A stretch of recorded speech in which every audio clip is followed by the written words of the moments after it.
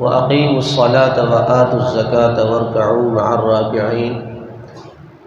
قرآن کریم میں اللہ تبارک و تعالی نے اکثر مقامات پر نماز کے ساتھ زکوٰۃ کو بھی ذکر فرمایا ہے۔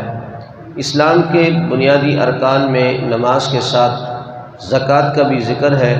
جس طرح نماز اسلام کا رکن ہے، زکوٰۃ بھی اسلام کا رکن ہے۔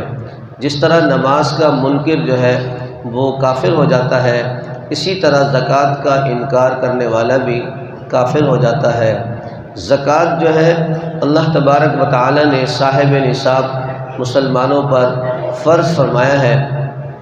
زکوٰۃ دینے سے مال میں برکت ہوتی ہے، مال کی حفاظت ہو جاتی ہے اور آپ کا فرض ادا ہو جاتا ہے۔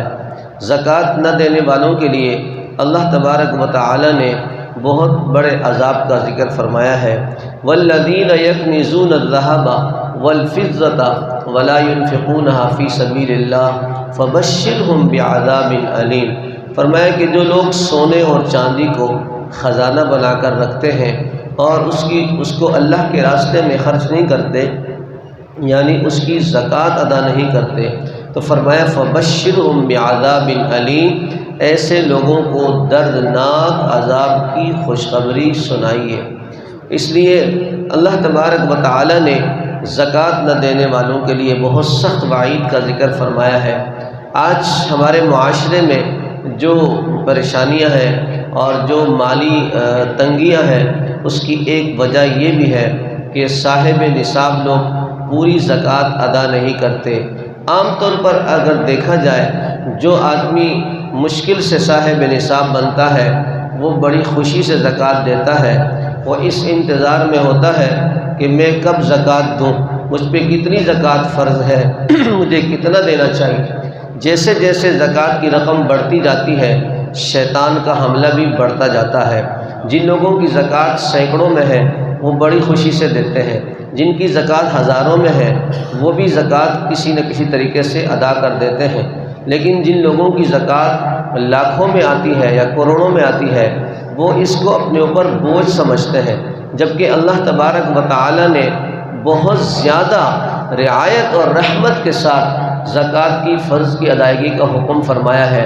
آپ دیکھتے ہیں کہ ہمارے اپنے مکان پر کوئی زکوٰۃ نہیں ہے، اپنی گاڑی ہو اس پر کوئی زکوٰۃ نہیں ہے، اور اپنے استعمال کی کوئی بھی چیز ہے، اگر ہمارے ہاتھ میں قیمتی گھڑی ہے اس پر کوئی زکوٰۃ نہیں ہے۔ ہمارے ہاتھ میں موبائل استعمال کے لیے ہے، ہزاروں روپے کا موبائل، لیکن اس پر کوئی زکوٰۃ نہیں ہے۔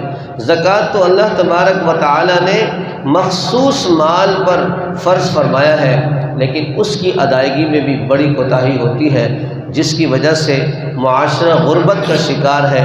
لوگ جو ہے بھیک مانگنے پر مجبور ہیں، لوگ خودکشی کرنے پر مجبور ہیں، اور در در کے ٹھوکریں کھانے پر یا بھوکے پیاسے رہنے پر مجبور ہیں۔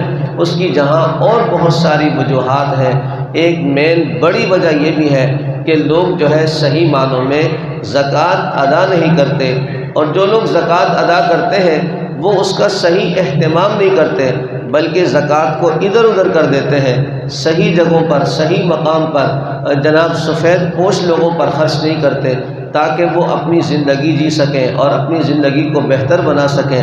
اور جس طرح اسلام کا یہ اصول بنایا گیا تھا کہ مالدار سے زکوٰۃ کو لے کر غریب تک پہنچایا جائے تاکہ وہ بھی اپنی زندگی گزار سکیں۔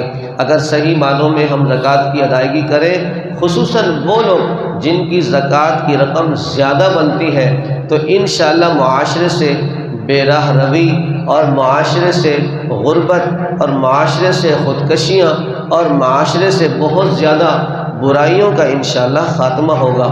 تو چونکہ زیادہ تر لوگ رمضان المبارک میں زکوٰۃ ادا کرتے ہیں ثواب کی زیادتی کی وجہ سے، تو انشاءاللہ زکوٰۃ کے مسائل جو ہے وہ آج سے بیان ہونا شروع ہو گئے، اور زکوٰۃ کی فضیلت آپ نے سماعت فرمائی کہ یہ اسلام کا رکن ہے، اور اس سے مال میں برکت ہوتی ہے اور فرض کی ادائیگی ہوتی ہے اور غریب کی مدد ہوتی ہے۔